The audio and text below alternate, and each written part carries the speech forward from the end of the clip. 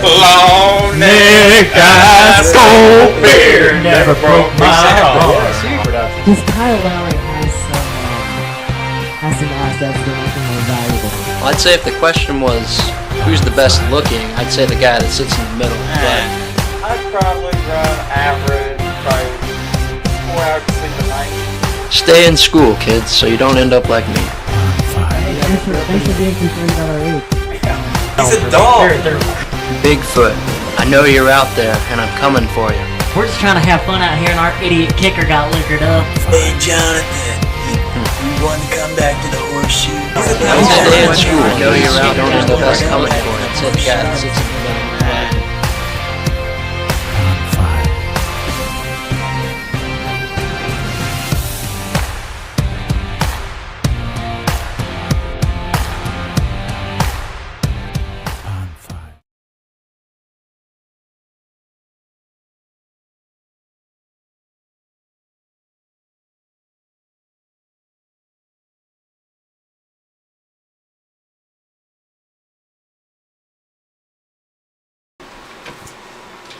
Hello and welcome to the Coaches from the Couch podcast, live from the Coaches from the Couch studio. Word. We're three friends that we like to talk sports, we like to have fun, we'll play games, but sometimes we have awesome guests. And today we're lucky enough to bring in not only somebody that's a mentor to some of us, that coached some of us, but also has turned into a great friend to some of us. Patric Morrison, welcome to the couch. Yeah. Woo! Thanks for having me, guys. Absolutely. We'll just get right into it. I kind of want to know, you started off as, I think, a player, right? You went to Madison, and then you were like a middle school coach and a teacher. You worked your way up, and now you're an athletic director at Madison. What does that kind of mean to be in this position at your alma mater?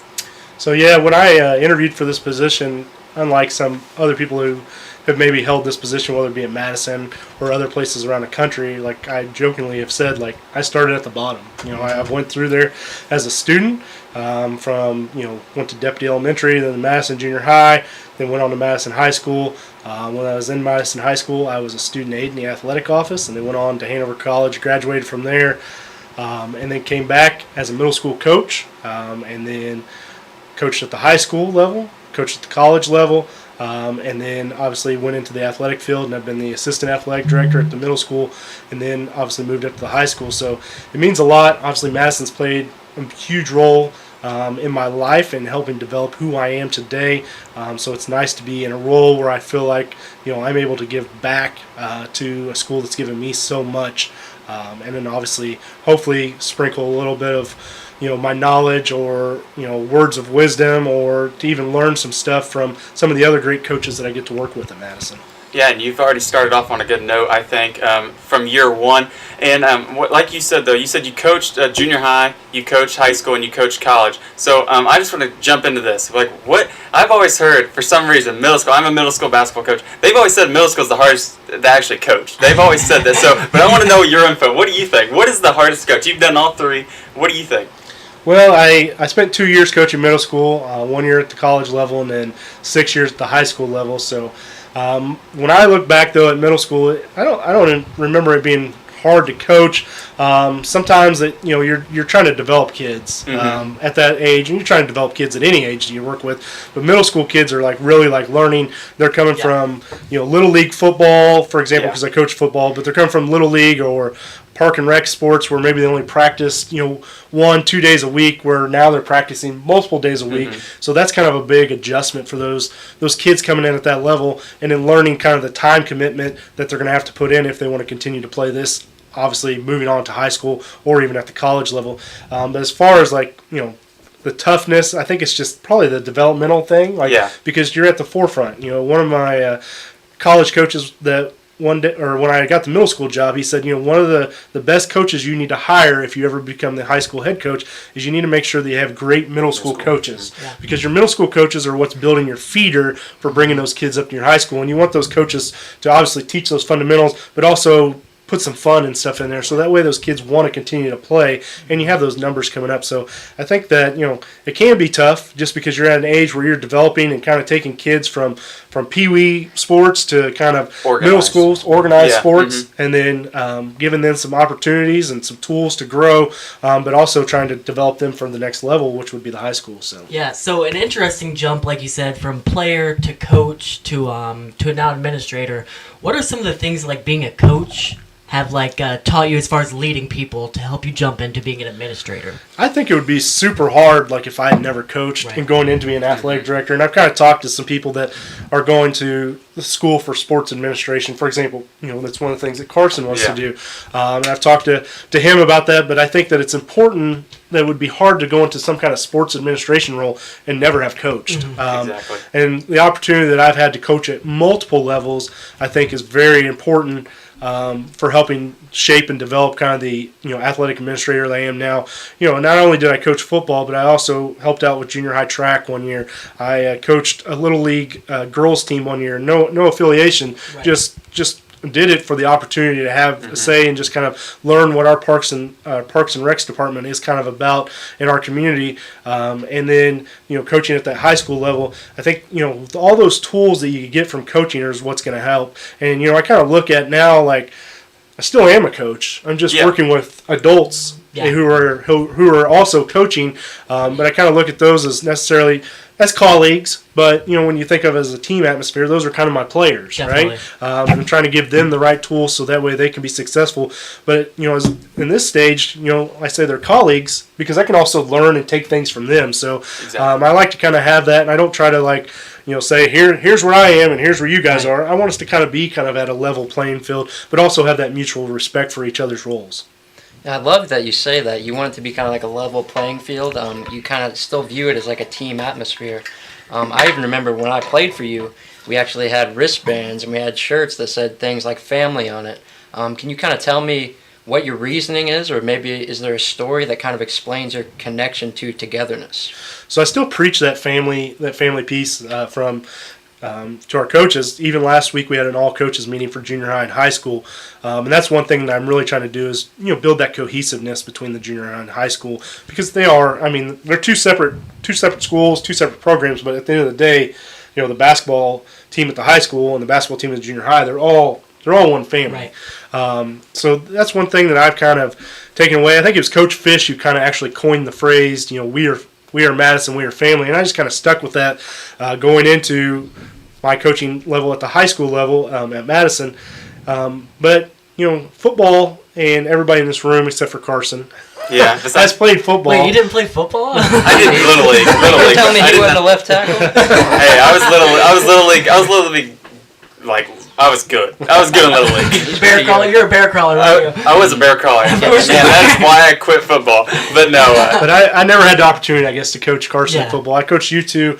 I coached Carson's older brother. But, football is the ultimate team game, that they say, because you're counting on the 11 people. But it's a family thing. It's a family. And, every sport can have a family. It's about building that camaraderie. It's about doing those things outside of athletics to either help you develop as athletes going on to be productive citizens, or just, creating that sense of, family. Okay. That's basically what it is.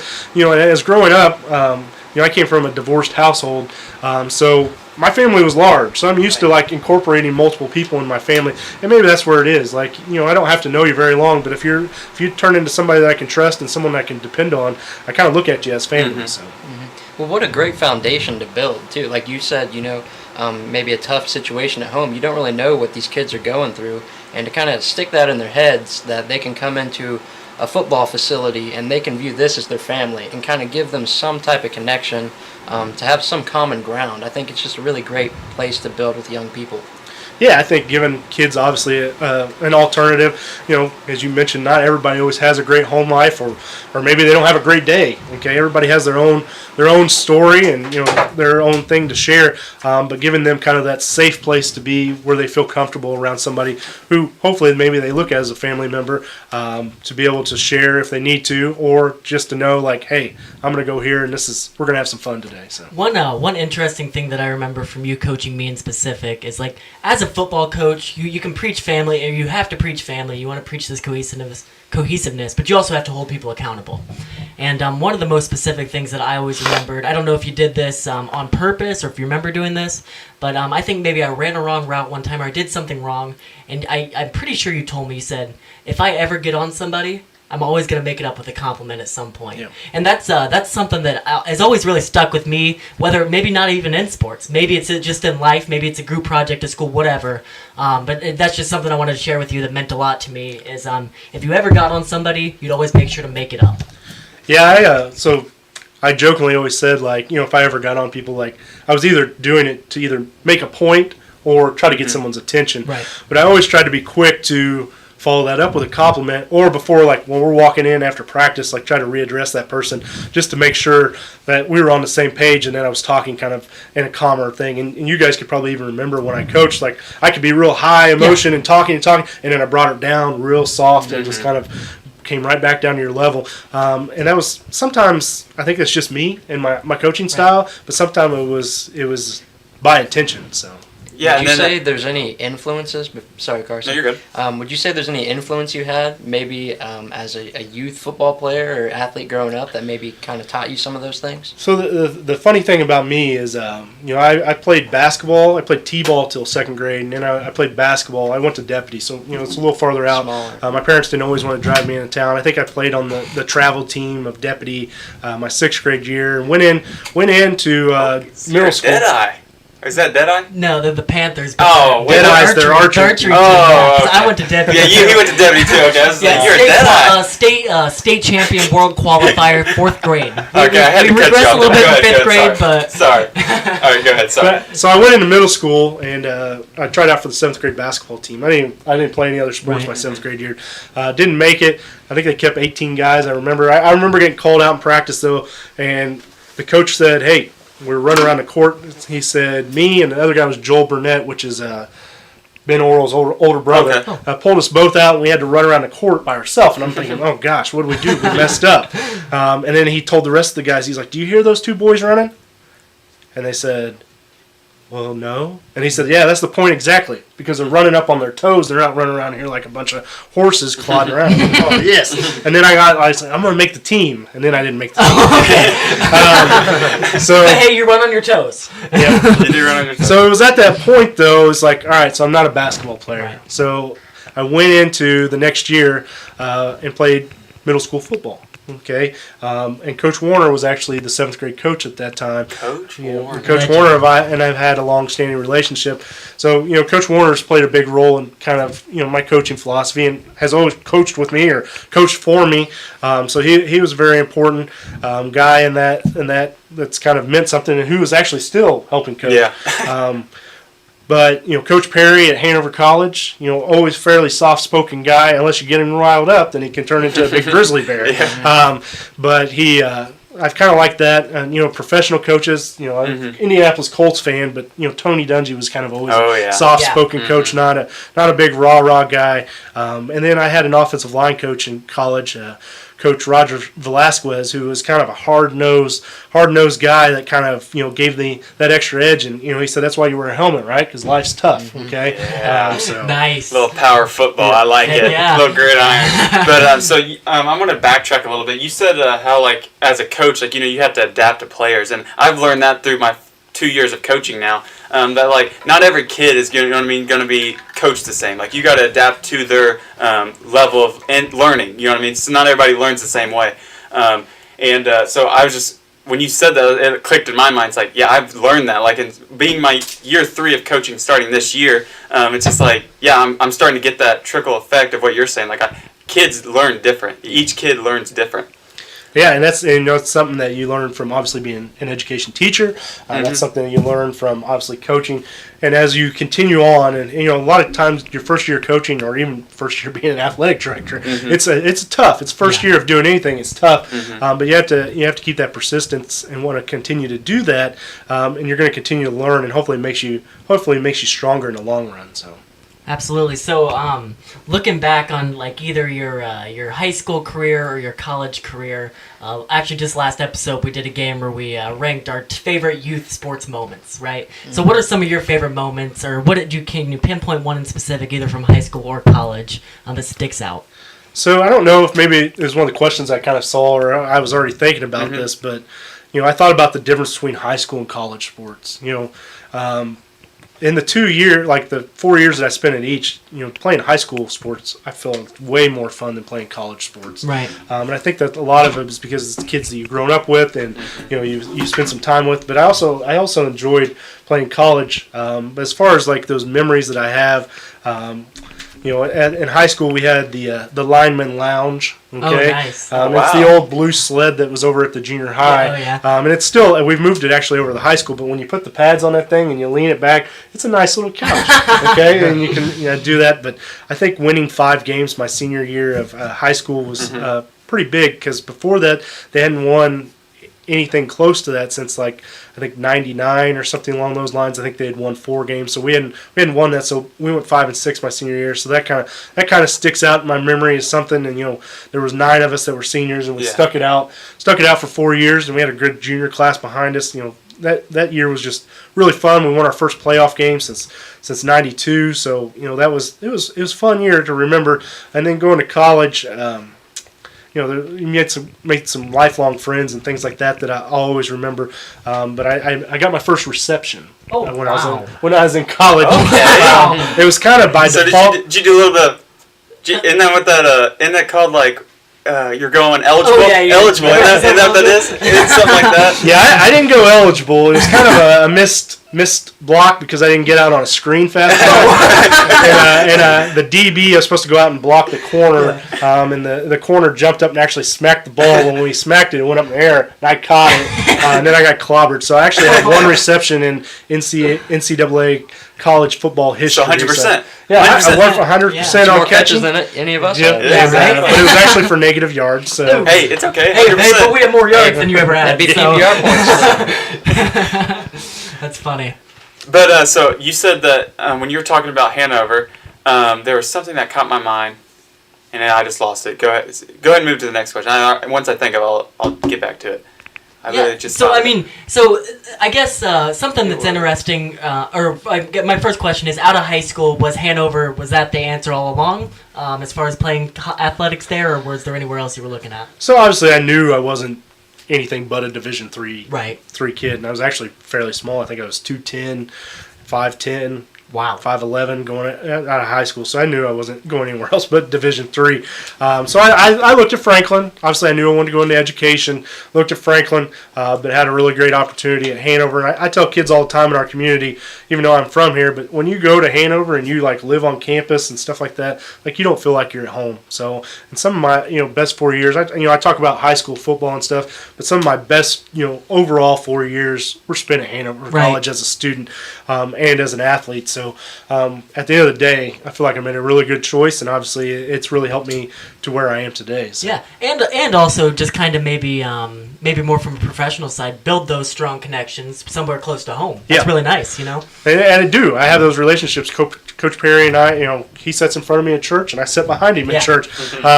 But I also, when going into college, besides knowing I wanted to be an educator, I knew I wanted to coach one day. So why not go to a place where I knew I was going to have the opportunity to play for one of the most winningest, or the winningest, coach in the state of Indiana. So. Yeah, that's incredible. Yeah, he actually just got inducted. Any recent? Inducted into the Indiana Coaches Football Hall of Fame. He's the winningest college football in the state of Indiana. How fascinating! Wow. And awesome. So I thought of my question. So when you were in college and in high school, did you play the same position?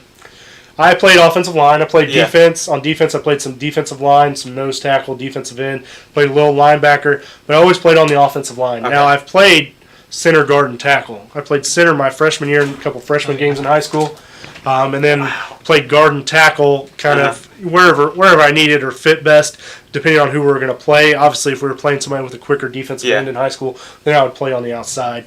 Now, going into college, I figured, what's my best opportunity to get on the field? They didn't have any center, so I jumped in, and I actually got my first start my junior year at center, but I finished my college career playing guard and tackle. So you're a utility. You can do it Wow. all. Was So like a like you Jason said, Kelsey type? Is that your prototype? so you said you're a wide receiver, basically a tight end too. I mean, Yeah, they both right? catch the ball. You ran backwards, so you can run the ball. So you're running back. Yeah. So and an all offensive lineman. So you can do it all. So little did I know that I have more career receiving yards than somebody that played college football in college. But I also played for one of the leading college reception people who I played in that game, Okay. Daniel Passafume, when he broke Jerry Rice's record for receptions in a I game. remember my So dad telling me. That's so insane. Wow. we played against Franklin, and I was an offensive lineman blocking for him. So I can say that I may be on the lowest end of the receiving record, but I also help somebody on the highest That's so receiving funny. side of Exactly. it. So I'm going to ask one more question, then we'll take a quick break. And this is jumping away from sports. So I just want to say, do you have any, what is your hobbies and interests, outside of sports? I'm curious to see this, and then we'll go to break after this. So that's a tough question because, with my life when I was coaching, I just let it kind of take in my whole life. And then obviously as athletic director, I kind of do the same thing. But I would say definitely my family. Yeah. Obviously I have 2 little kids at home. I have a 3-year-old and a 4-year-old. Asher's little, the 3-year-old, and then Collins is a 4-year-old, but Asher's bigger than Collins. So they're 15 months apart. And we got a third one on the way that'll be here in November. So obviously they're very important. Obviously my Right, wife yeah. Jessica is very important to me.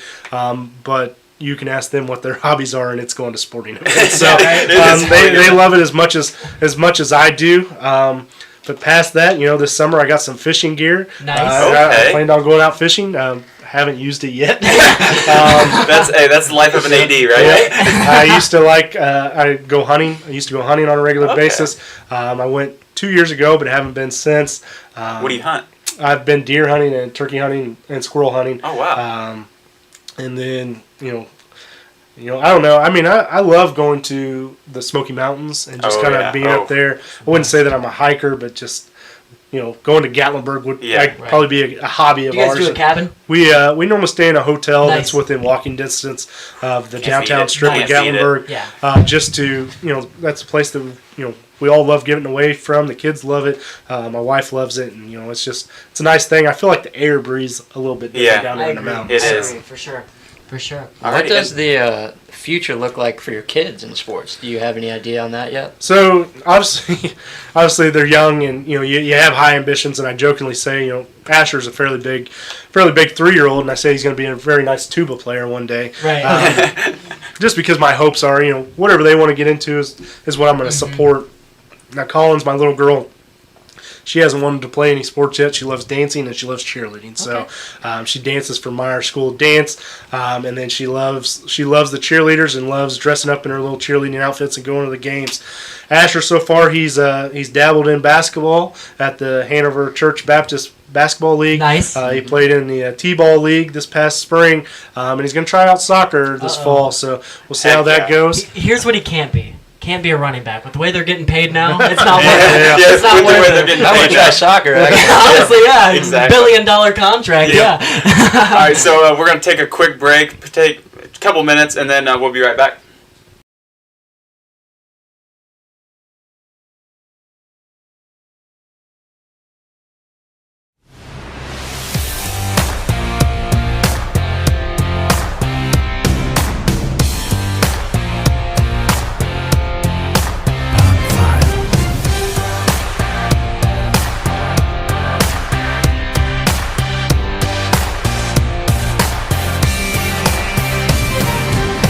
Five.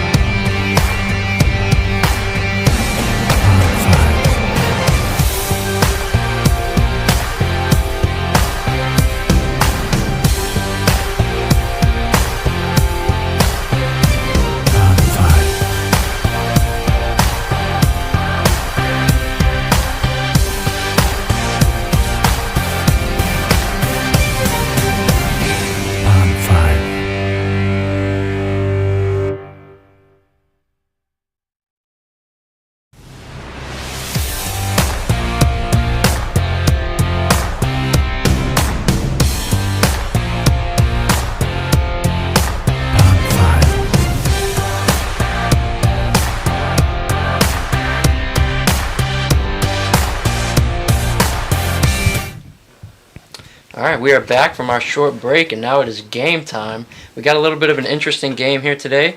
We thought since we kind of have like a coach, AD in the studio, he's definitely been a part of some pre-games. We got some pre-game song tier lists coming your way. We're all going to rank our top 3 pre-game songs. Alrighty, sounds good. So we'll all do 3, and then we'll all end off with So one. we'll go like 3, Start from 3, bottom. 3, 3, Yeah, and start then at we'll the go bottom 2, and 2, go 2. Okay. Absolutely. So for my I have a pretty status quo. I feel like pre-game list. So number 3, got to go AC/DC Thunderstruck. That's a good pick. That's a good Thunderstruck. pick. That's a good pick. I don't know. It's just like as soon as that song's playing, I mean, it's just it's the hairs on your arms stand up. You know what time it is. It's game time. I'm going to say an honorable mention real quick. Okay. I'm doing honorable mentions. Great. Big Bengals fan. I always loved hearing "Welcome to the Jungle" That's good. as the Bengals walk out. But 3, I'm going to say "Safari Song" by Greta Van Fleet. Greta Van Fleet. Greta Van Fleet. All right. Your Welcome to the Jungle always makes me think of kickoffs. So Yeah. whenever I hear it, it's like great. time to kick off for the football. Oh yeah. Yeah. Oh yeah. But I had number 3. I had Seven Nation Army by the White Stripes. Great. Dun, dun, dun, dun, Elite. dun, dun. Dun. Okay. Number 3. Number 3. I have a Superhero by Metro Boomin. I think that song is just. I don't know. You don't know it? Here, what is it? How's it go? You gotta listen to it. I'm not playing that one. That's rap music. We'll get taken down if we play. Yeah. That's my number 3. Superhero. Go listen to it. All right, like I said, super duper status quo list. Number 2, Enter Sandman. I always think of the Virginia Tech home football games. That's what I was about to say. Literally, like the whole stadium shaking. And there's one video of when they played Clemson in like the mid 2000 teens. Mm-hmm. And it was one of those ABC, Kirk Herbstreit on the call, Chris Fowler, and that song was playing. I thought you were gonna say Mariano Rivera walking out. Oh, well, that too. Well, I was getting excited, you know too, what when you save's said about that. to happen. 3 outs are about to happen also. Very Yep. iconic intro song, I'd say. Yeah, just like the guitar riff right at the beginning. That definitely gets you. And I'm going to say at my number 2, I'm not the biggest AC/DC fan, but Hell's Bells for me has always been kind of a song. If I think back to high school, that was always one that got me in the zone. I hear those bells and I know like it's time to get violent. Kind Yeah, of. then it's like to Humes for the touchdown. You know how it does that. Oh, Like yeah, the bells will yeah. ring before the football games. Then they have that. With the radio calls. Yeah, I love Hell's Bells. I had number 2. I had Lose Yourself by Eminem. Okay. Yeah. Mom That's a Spaghetti, good one. you know? That's a good one. Mom That was- Spaghetti. Yeah. Number 2 for me, I have Sirius, the Bulls walkout song. I think it's iconic. I think you can always pick that one. So I'm going Sirius. Absolutely. And then my number 1 is Mom Spaghetti. Lose Yourself. Lose got Yourself. two. Is Oh, number that's a 1. good one. That's Yeah. a good pick. Yep. Eminem. Moment of music. That was from a movie, right? I think. Yeah, 8 Mile. 8 Mile. Yep, Yeah. 8 Mile. With my number 1, I'm going with Rooster by Alice in Chains. Oh. That song to me is just perfect. I can't even think of it. Don't even know it. You gotta I'll listen. look it up Here, after no, this. how's it It's go? pretty How's it good. go? I'm not gonna sing for you guys because I'm just too good. Obviously, I'd break glass or something Gotcha. like that, so I don't want to show off. Yeah, there's you so know. much glass in here. So this my number 1 song I had, and I think this was the first kind of like run out song we had when I first year coaching. I think it was mixed with Lose Yourself by Eminem, but this was the main and was Boom by P.O.D. Mhm. Okay, Here Comes the Boom. You know, Here Comes the Boom is Wait, kind of what wait. Nelly How's remade it. How's it go? How's So it it go? goes Yeah. Here comes It the. talks about the boys from the South. So Oh, that's why I always kind of yeah. liked it, because Madison's south, right on the river. Yeah. So. Exactly. And you said it was mixed with Lose Yourself too? Yeah, it was. No, you don't remember it? Find And it out. had actually Hell's I know Bells, the that. bells dinging Yeah. before it all kind of. It was Oh, like maybe I it was do. like 3 songs in That's it. insane. But it was really good. And then my number 1 is Thunderstruck. That was my number 1. Every time I think of football, for some reason, all like walkout songs I was thinking of today was like football. Even though I had Sirius, I still think of football. For Well, some football reason. season's around the corner. But, It's just yeah, where our but minds are Thunderstruck- naturally at. Have you ever seen The Longest Yard, Thunderstruck? I mean, Yeah. it's just so iconic Well, when I he's think- kicking the ball off.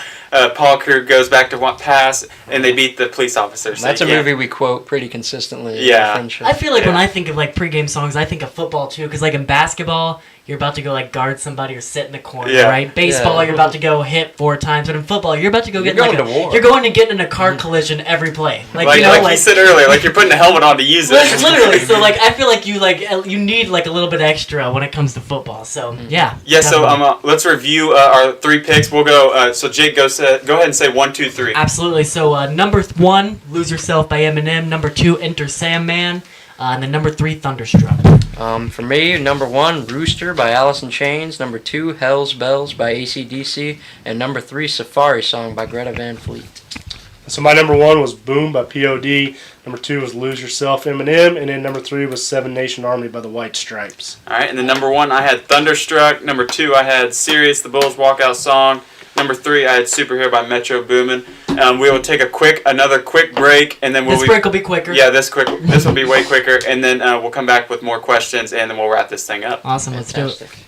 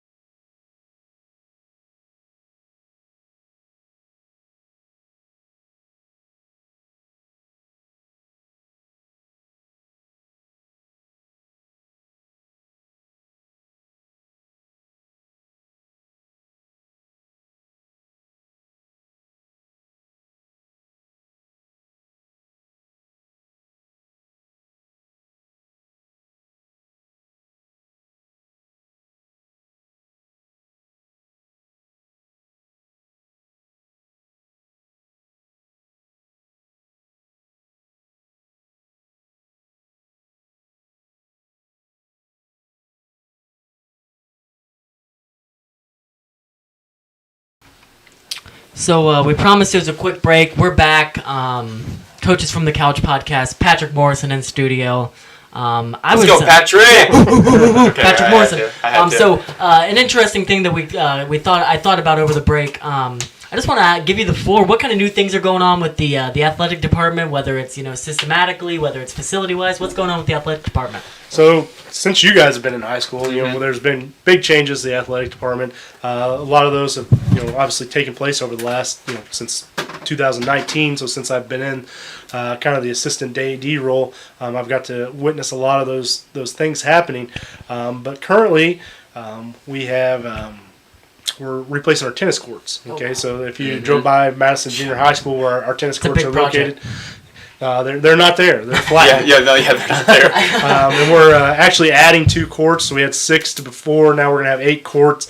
There'll be lights on those courts. There'll be a drinking fountain out there. Nice. Obviously, more fan seating. They've really preserved that tree that was out there, so we're not losing that tree. Now the sidewalk where you walk from the junior high to the high school is gonna be a little different. It's gonna kind of bow out and kind of go around. So that's something new. Dave, our trainer, is getting a new athletic cart. Wow. We have. Graciously received 2 grants from the Bethany Legacy.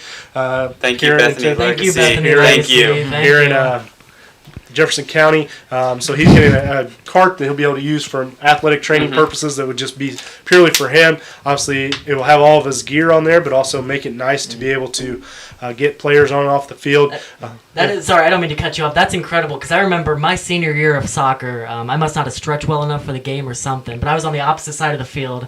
I pulled my calf, but I thought I tore my Achilles, and it felt like I was waiting 5 minutes for him to run out there to the field. So that's huge. Like that is like it's gonna do more than people may realize with that. Well, car, hopefully for sure. Marshawn Lynch doesn't find. Well, and I think another thing that like people are also forgetting, like the golf cart, he can use that as like a table. Like so like you know what I mean, he can drive out there. The next fold the bed down. The next he has a bed and he can pull him right in that. him and his little trainer throwing you up on that and taking you to the hospital. Exactly. Straight to King's Daughters. Yeah. But just in going back to that, we really appreciate Dave and everything that he does yeah, for for the sure. school. Absolutely. Obviously, he's been there, I think, since 1999, so he's been around the block. been around. He's made Yeah. a lot of big impacts on a lot of people's lives, for sure. Yeah, I've spent my fair share of time in there. I'll say that. Right. The other grant that we got is, and hopefully this grant we never have to use. Well, we're going to use it to get the product, and they actually just arrived. But hopefully the product we never have to use. But we were able to get 14 AEDs. Wow. 4 of those are going to our new SROs at the school. 4 of them are going to the nursing staff to be able to better equip some of our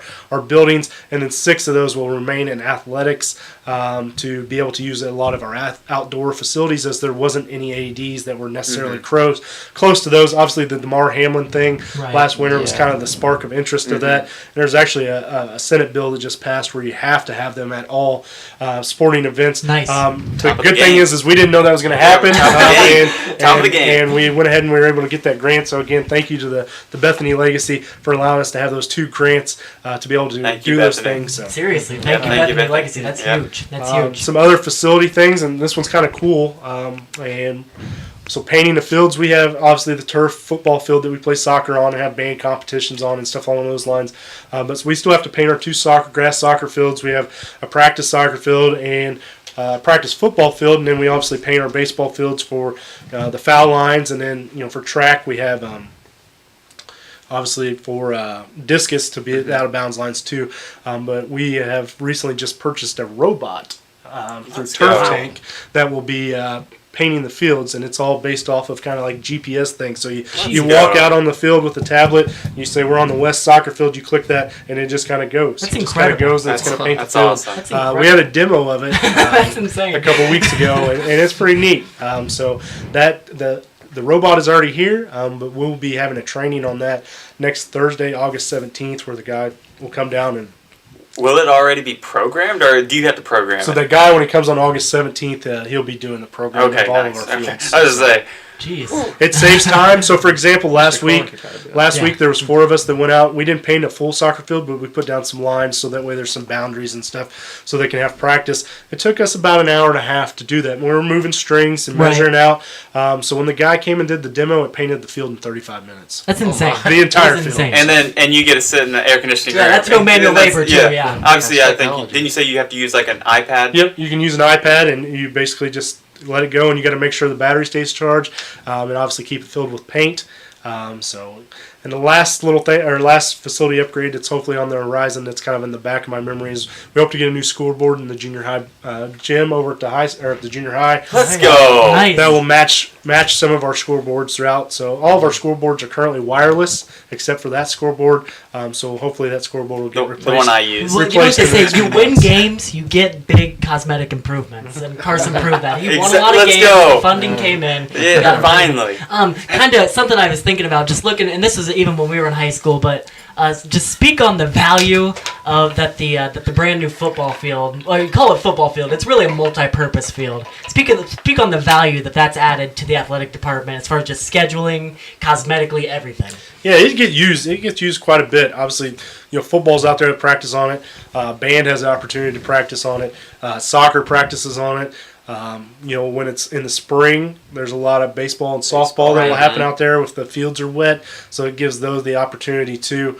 And then, we've hosted a lot of like our track meets and things like that we hosted. We've been hosting the track sectional for the last few years, and it's. A lot of people come to our facilities and they just talk about how pretty they are and how great and how well organized they are. So not necessarily what we're doing from an athletic standpoint, but just how we laid out, how they laid out the things and how it kind of is very user friendly. So that field is obviously. And the amount of paint that I've learned over this robot, and the amount of paint that it takes to paint a football field, and the numbers and the logo and stuff like that, it's very cost saving. Obviously, at the forefront, probably not so much, but it's very cost saving over time.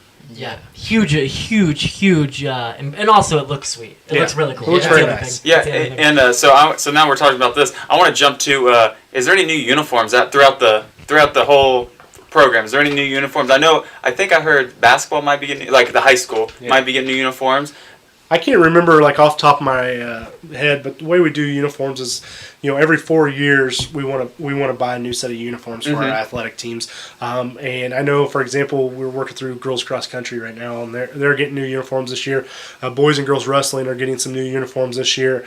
And I think basketball, I believe it's the boys basketball, is on docket to get some new uniforms this year. But we kind of have a nice little breakdown. And every 4 years, the goal is every 4 years to try to get a new uniform for whatever that sport is, and we've tried to kind of do that same model at the junior high as well. Nice. Awesome. Well, it seems like you guys certainly have a lot of things in place to give these athletes the best experience possible. And like the thing I've noticed the most just from when I was in high school is that weight room. I mean, I remember my freshman year, that weight room looked like a 1970s. Arnold Schwarzenegger was probably in there putting up some weight. But yeah, it's nice in there. And obviously being there as long as I have, my first year I think in high school was in 2002, and just seeing how it's changed over the years. 2002, that weight room had like 2 squat racks and had like 4 benches, and then it went into, we had six of the 3-in-1 racks, and then we had those even when I first started coaching, and then Mr. Roney came aboard and started being our strength coach at the high school, and then he brought in I think it was an 8-person rig, and then it went into kind of the system that we have in place, and then now it's a whole new weight room, and then it has 15 racks in there, very user friendly, just to see how that's evolved. And then what the old weight room is now it's our training room, or Dave Pappenheim is our trainer, and it gives him an awesome facility space that he's able to use, because where he was at before for most of his career was in almost a small closet. Literally. Where now he has an entire room where he's able to do rehab and stuff in there with our athletes. So just a lot of good upgrades, but a lot of things giving our student athletes the right tools to hopefully be successful. Yeah, and then you touched on the weight room there. Even at the junior high, the weight room's improved. Like they got all the old stuff that I think it was the old 8 rigs that Jay had. And that weight room's a very good junior high weight room now. It is a set weight room. Because I know I've been over there when I coach over there. I go over there after. It's like, that's a nice weight room. I mean, not even high schoolers have this. And it's like, we have rogue stuff at the junior high. It looks like the weight rooms are booming at Madison. And then, so I have a question. So how close is Madison? Are we looking to join a conference? What is that looking like? What is that? So our goal is to get back into a conference. We got out of the conference, I think, it was voted on in early 2020 before we all kind of shut down. And then it was kind of a 2-year process to get out. So by, last 2022, we were officially, a lot of those conference contracts had ended. Now, some of those sports we still play, for example, we're still playing Jennings County and Bedford in football, and a lot of our other sports have kept some of those same teams. So currently we're independent. But the goal is to get back into a conference, and it's not a quick process, It's a long process. but it is a process, and we started that process, or at least for my tenure being here. I know Mr. Bronkella before had done a little legwork, but since at least I've been here, we had a coaches meeting. It's with my athletic council, which is all of our varsity head coaches. It includes a set of parents, it includes a set of athletes, and it includes some administrators.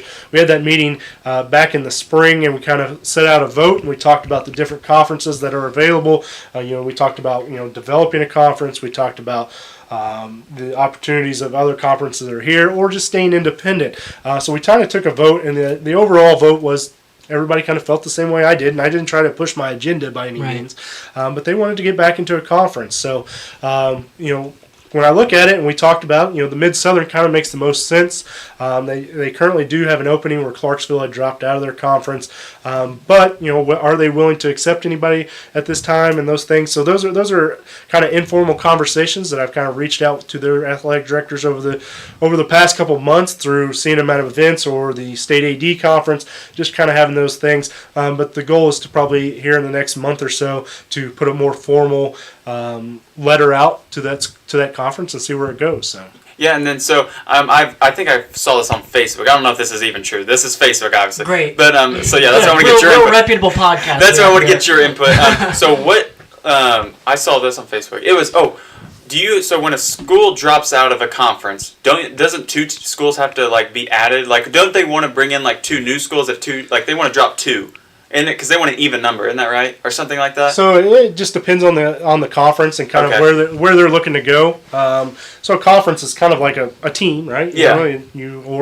Or like maybe a professional team where they can kind of pick and choose who they want to have in. But it doesn't have to. It just has to be their numbers. A lot of conferences like to be even. Mm-hmm. You look at the EIAC, which is kind of South Dearborn, Lawrenceburg, that conference. If we were to join that conference, we'd have to have somebody go with us. Okay? Yeah. So that would keep them even. Now the Mid-Southern Conference, I think, is currently setting at an uneven number. Okay. But that conference, look at the sports that they offer. They don't always offer all the same sports. So if we went into that conference, for example, on a football schedule, we'd have almost a conference game every single week, except for I think there would be one non-conference week. Whereas when we were in the Hoosier Hills, we had two non-conference weeks. So as far as the Mid-Southern, I think that they have that open spot currently, but I don't think that someone would have to join with us. Okay. Luckily, I heard the Pac-12 has a couple openings. So. I think they might be going vacant. I think they're done. So if you need anywhere, the Pac-12 has a couple openings for you. Absolutely.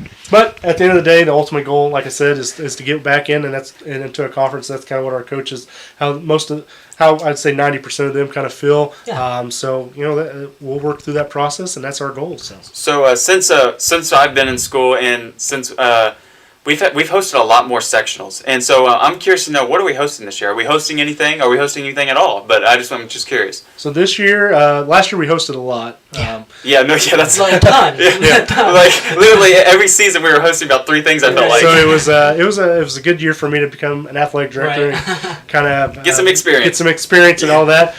This year though, we have boys and girls golf, and then we will host boys track sectional in the spring. Those are the only sectionals that we currently have. We had baseball the last 2 years, and the way that kind of works is they'll realign sectionals this year, and you'll figure out whose sectional you're in. Then you'll meet with that sectional, which is kind of like meeting with the conference, and then you'll put in bids to host. Now, like individual type sports for like track and golf and stuff like those are things that we'll continue to host. Now we alternate boys and girls track. Like this past spring we had girls, so this upcoming spring we'll have boys. Yeah. So will we ever have we ever hosted for football? So football is different. Okay. Right? So football, they do a draw. Okay. And so when they draw out the bracket, whoever the lower team is on the bracket is who the host team is. Okay. So we won't know that until like 2 weeks before the football section. Gotcha. Okay. And then my sport. How's basketball work? Basketball is obviously picked the same way. Like it's at a location. I can't remember the exact location this year.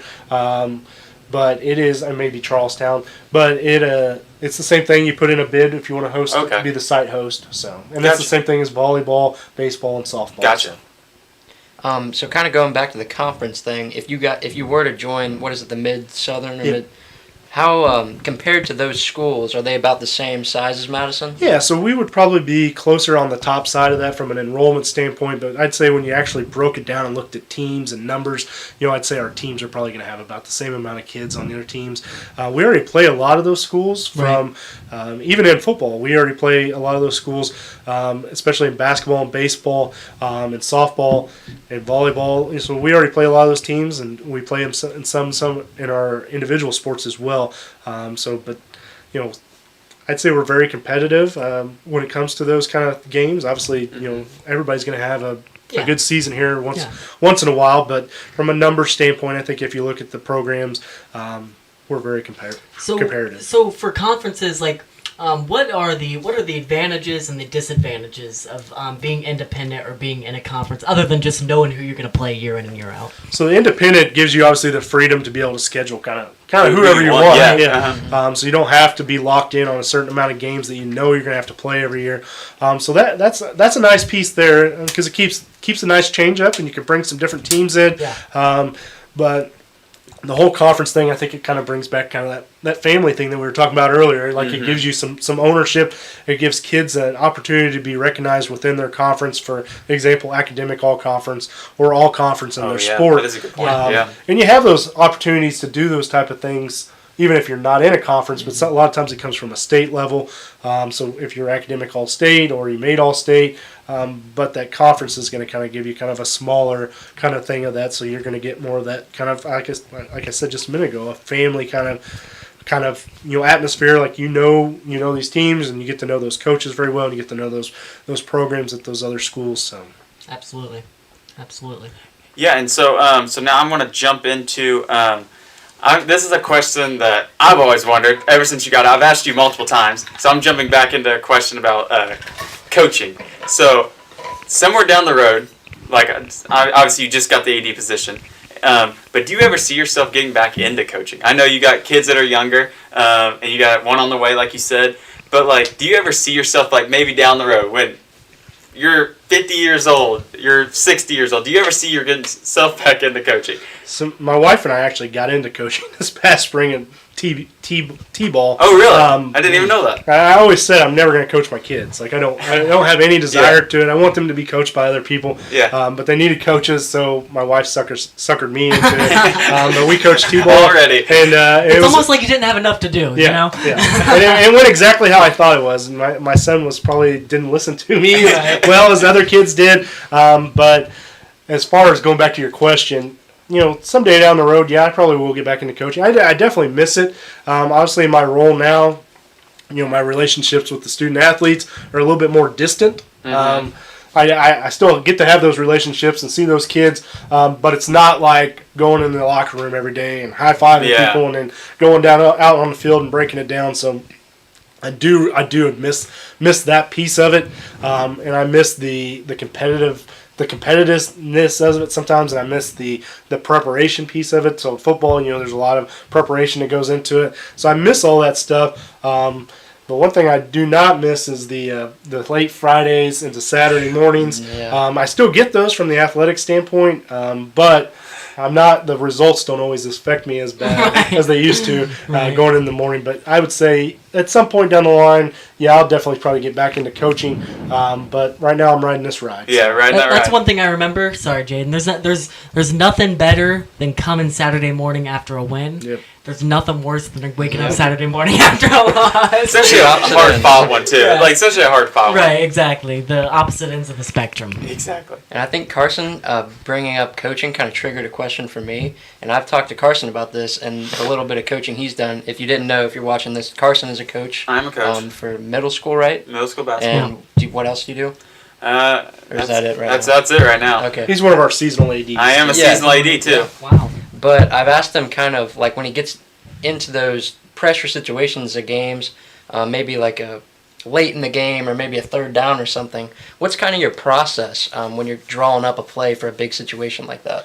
Obviously, when you get into those situations, you want it, or at least my philosophy, everybody else could have a different philosophy, but my philosophy is you want it to be something that you feel confident in doing. Yeah. And something that you've practiced. Okay, so there's a lot of times in games that, and I think here's a prime example.